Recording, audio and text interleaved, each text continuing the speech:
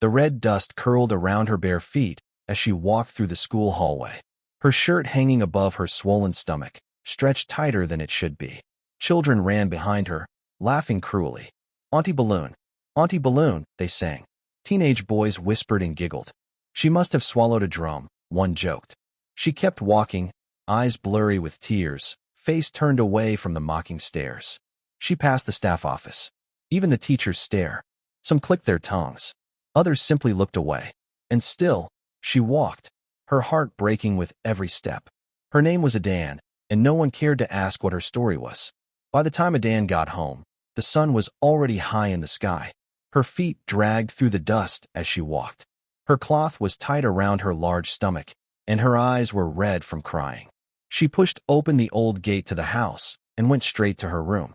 As soon as she closed the door behind her, her legs gave out. She fell to the floor, too tired to move. She didn't sit. She didn't lie down. She just collapsed. And then the tears came again, loud, painful, and heavy. The kind of cry that doesn't care who's listening. The kind of cry that's been building up for years. She remembered the kids in school. The names they called her. The way people stared. "Auntie Balloon. Look at her. She's bigger than a drum. What kind of woman looks like that?" She cried until her whole body shook. Then a dark thought crept into her mind. What if I just ended everything? Just then, the door creaked open. Her mother, Mama Igioma, stepped in. She didn't say anything at first. She walked over, sat on the floor beside Adan, and pulled her into her arms. She held her tight, like she used to do when Adan was a child. They stayed like that for a while, sitting on the floor. No words, just breathing. Then Mama Igioma spoke, her voice calm and gentle. "Adan, I see how much you're hurting." Adan didn't say anything. She just cried quietly. "You want to disappear. You think if you vanish, the pain will go with you. But that's not true." She rubbed her daughter's back slowly, like she was wiping the pain away. "The problem is not your body, my child. The real pain is in how people treat you because of it. You have to learn to love yourself, Adan. I know it's not easy, but if you don't love yourself, no one else will. Love has to start with you. In here." She gently placed her hand on Adan's chest. "People will always talk. Let them. They laughed at me once too. But you are not a joke. You are strong. You are special. And your story isn't over yet." Adan looked up, her face wet with tears. "But Mama, they're so cruel. Every single day." Her mother nodded. "Yes, people can be mean, but their words don't define who you are. You don't owe them an explanation right now. Not yet." She looked deep into Adan's eyes. "There's a reason you look the way you do. A reason for everything you've been through. One day, you'll tell that story, but only when you're ready." Mama Igioma stood up and reached out her hand. "Come, my daughter. You're stronger than you think." Adan took her mother's hand and stood up slowly. Her body still felt heavy, but something inside her had shifted. A tiny bit of light had found its way in. Deep down, she knew there was more to her than the world could see. And one day, they would hear her full story. She stood in the dark. Adan stood up from the bed. She looked around the room. It was quiet. Still. Just her and the wrap. The same wrap she used every single day. Every morning. Every night. Even when no one was home. She reached for it. Her hands moved slowly, like they knew the steps by heart. She held one end of the wrap and began to wrap her belly. Round once. Then again. And again. She didn't stop until the belly was completely hidden. Nobody could see it now bare. And nobody was allowed to. Right there. Mid-wrap. Her mind went back. Back to that day. That face. That moment. The last person who saw her belly without the cloth. She hadn't meant for it to happen. It was an accident. She thought it was safe now. And 3 days later, she died. Just like that. This has happened more times than she could remember. Her hands started shaking. The cloth dropped to the floor. Tears came again, without warning. She covered her face. Then she fell to her knees. Right there on the cold floor. Crying. She rocked back and forth, whispering, "God, please. I don't understand. But I know you do. I know you see me. I know you see everything." She looked up, her face wet, her voice shaking. "They said true love can heal me. God, please bring me the true love. I'm tired of seeing people I love leave. Someone who won't run when they find out. Someone who won't die after seeing me." She didn't finish the prayer, then slept off. The morning sun rose slow and hot. The dust on the ground was already warm. Adan tied her wrapper tight, picked up her blue heavy school bag, and headed to school. She walked with her head low like always. Not because she was weak, but because she was tired. Tired of faces. Tired of whispers. Tired of everything. She hadn't even gone far when she heard it. That voice. That laugh. Rose. Standing by the corner, beside the broken fence. Loud. Bold. Cruel like always. Balloon. Rose sang out, dragging the word with a mocking smile. Auntie Balloon is back. Everyone move. Oh. Laughter followed. A few boys joined in, slapping each other's backs like it was funny. Adan didn't stop. She didn't flinch. She didn't even look their way. She just walked. Slow. Silent. Steady. The same way she had learned to survive. Rose hissed and rolled her eyes. She hated that. Hated the silence. Hated the way Adan never reacted anymore. It made her feel small. But she wasn't done. Not yet. She turned around and walked into the class. There, at the back seat, she met him. Femi. Tall. Dark. Handsome. And stupid. Femi used to follow Adan around. Used to beg to talk to her. Used to pretend to care. Rose had always hated that too. She walked up to him, slow and sweet. Like sugar hiding poison. He was leaning against the wall, half asleep. Femi, she said, licking her teeth. You're still chasing that ghost? He opened one eye. What do you want, Rose? She smiled. I want what you want, she whispered. But I don't want her. I want her story. He frowned. What story? She stepped closer. Too close. You've been near her. You've been close. You've seen her, without the cloth. He didn't speak. She leaned in, her voice low now. People are starting to talk. They say there's something she's hiding. Something big. Something dangerous. And I know you've seen it. Femi's jaw tightened. Why do you care? He asked. Rose's eyes lit up. Because I want to destroy her properly. Not with words. With proof. She reached into her small purse and pulled out something folded. She pressed it into his hand. Money. Clean. Folded. Quiet. You want more? Give me what I need. She stepped back, smiling. Find out what's inside her belly. I don't care how. Give me the evidence, and the rest is yours. She turned and walked away. Femi looked down at the money. He didn't move. Well, I would also like to know, so why not? So Femi began his assignment.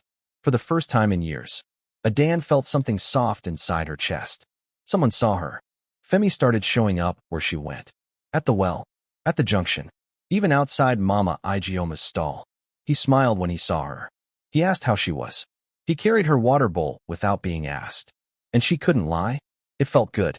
After all the years of stares, whispers, laughter, someone finally looked at her like she wasn't a joke. You look tired, he said one evening. You should rest sometime.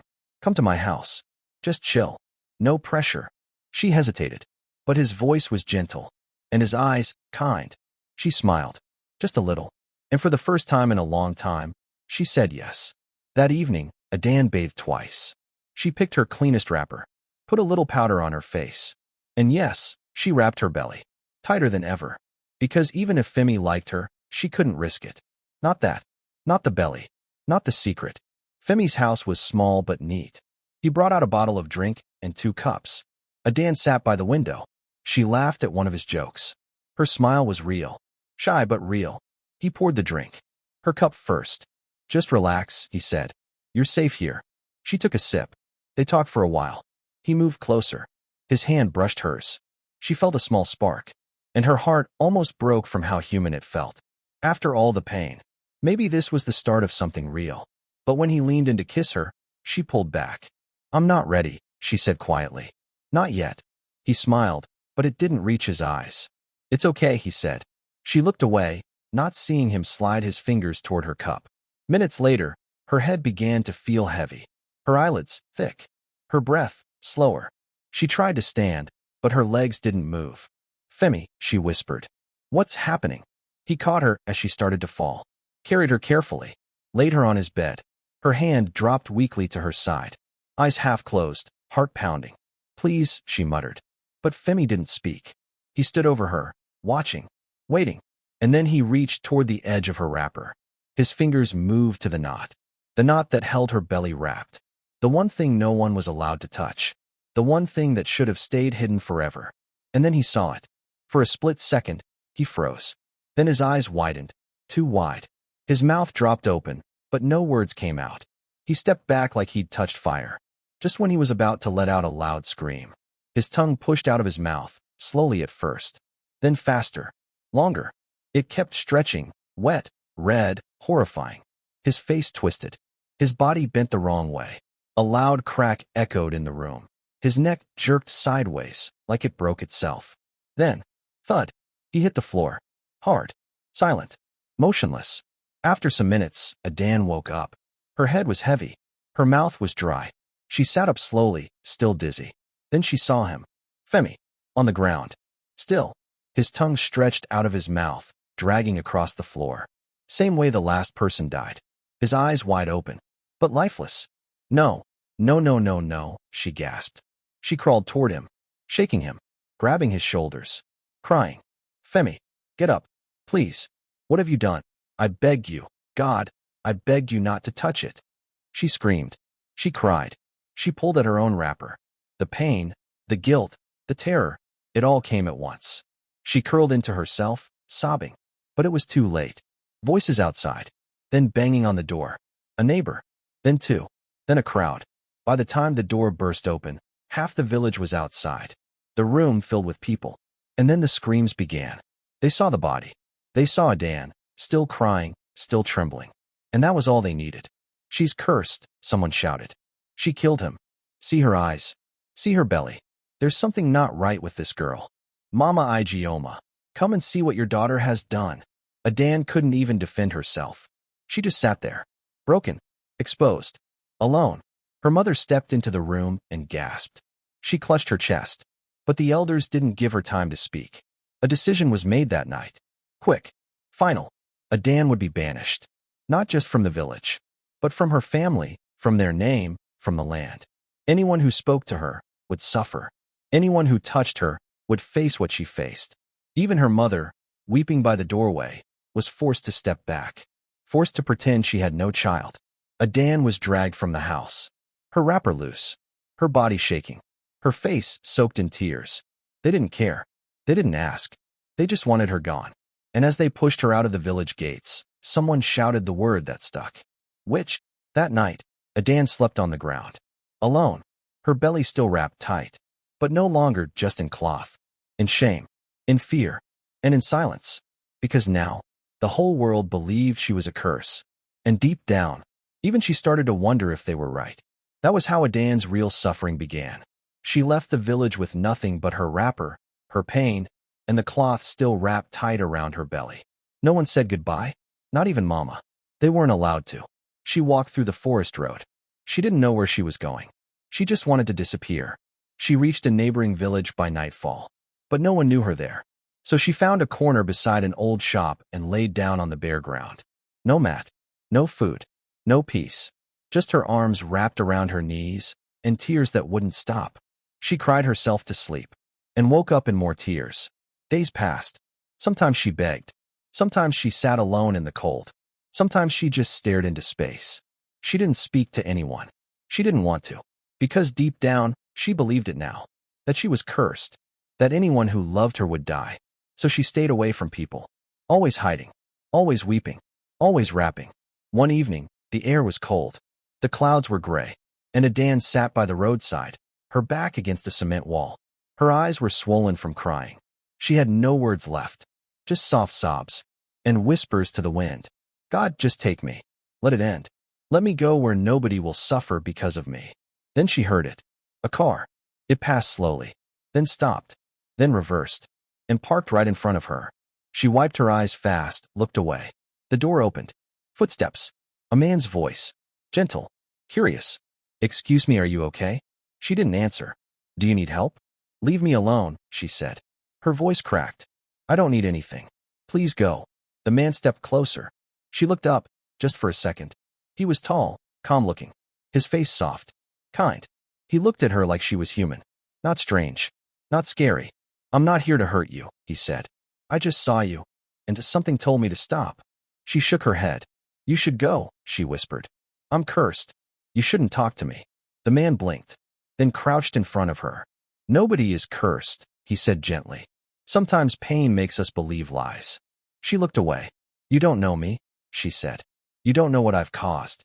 People have suffered because of me. Still, he didn't move. What's your name? She didn't answer. Okay, he nodded. Then I'll tell you mine. I'm Chike. He smiled a little. I don't care what they called you. You're still a person, and you deserve kindness.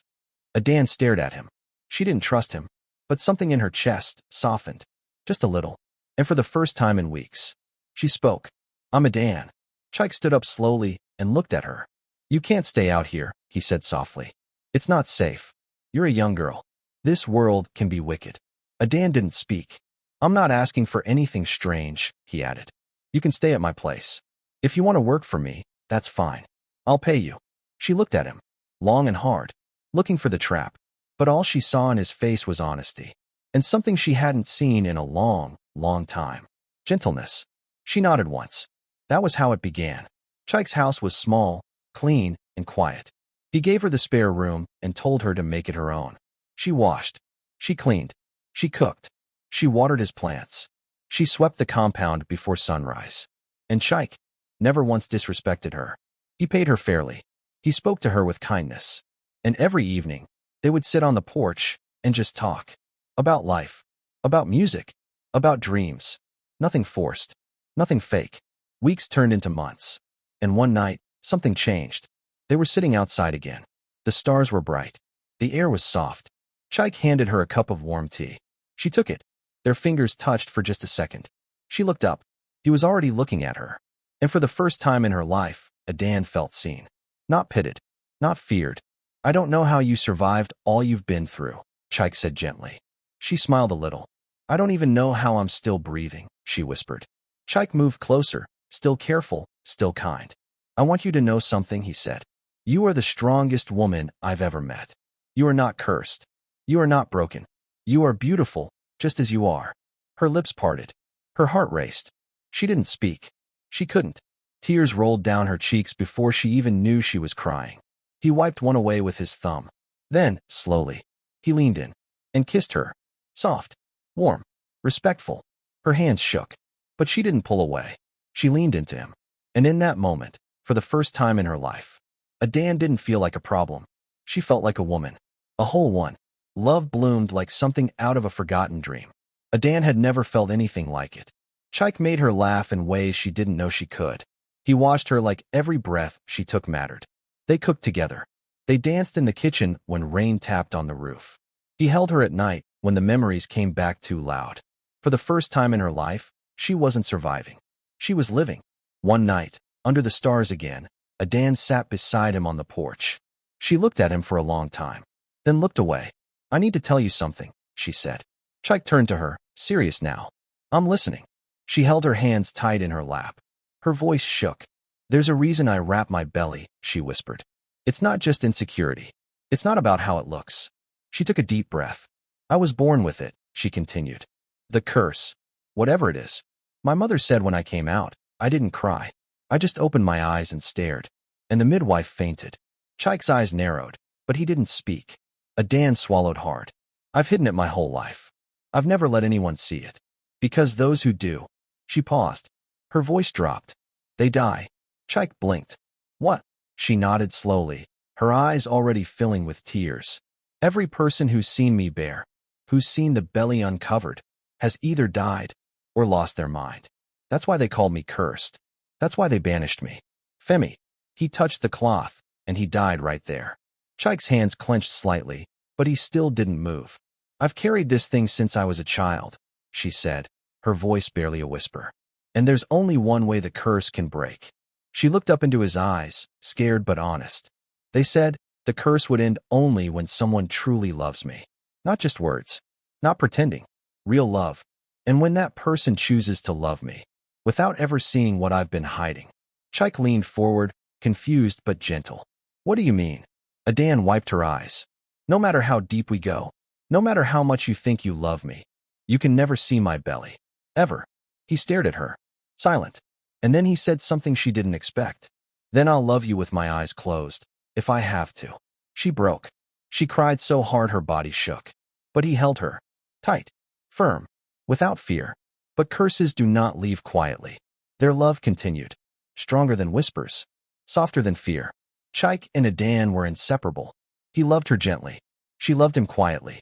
But something always sat between them. The cloth. The secret. the fear. She never unwrapped. Not once. Adan's voice grew louder, firm, but full of emotion. Let me tell you something today. It is not okay to laugh at people because they're different. It is not okay to treat someone like they're less than you just because of how they look. You do not know what they are carrying. You do not know what they've survived. You do not know what they're hiding just to make it through the day. She looked around at every face. Not everyone gets to unwrap pain and heal. Some of us carry it in silence. Some of us bleed under smiles. Some of us are just waiting for kindness, one person to believe in us. She turned to Rose. I forgive you. Gasps again.